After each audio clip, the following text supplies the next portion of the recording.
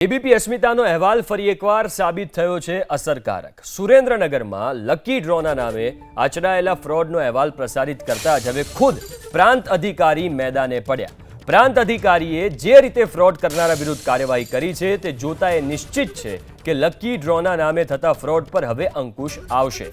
ફ્રોડનો શિકાર બનેલા લોકોની ફરિયાદ મળતા જ કાર્યવાહી શરૂ કરવામાં આવી।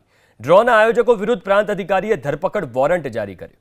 આ કાર્યવાહીમાં हीरा ग्रामभड़िया, लखधीर कारोलिया, सुरेश झरवरिया, मेरा डाभी, नरसी सोलंकी, रमेश जेजरियानो समावेश थाय छे। प्रांत अधिकारीए जारी करेला वोरंटमां पोलीस इंस्पेक्टर थानगढ़ने स्पष्ट आदेश कराया कि आ शख्सोनी तात्कालिक धरपकड़ करी अहीनी कोर्टमां रजू करवामां आवे। आ कार्यवाहीना पगले लकी ड्रोना नामे टिकिटो वेची मोटी रकमनी छेतरपिंडी करनाराओमां फफड़ाट व्यापी गयो छे। लाखों टिकिटो छे ए टिकिटोनी वेचणी करवामां आवी हती अने करोड़ों रूपिया छे उघराववामां आवेला हता।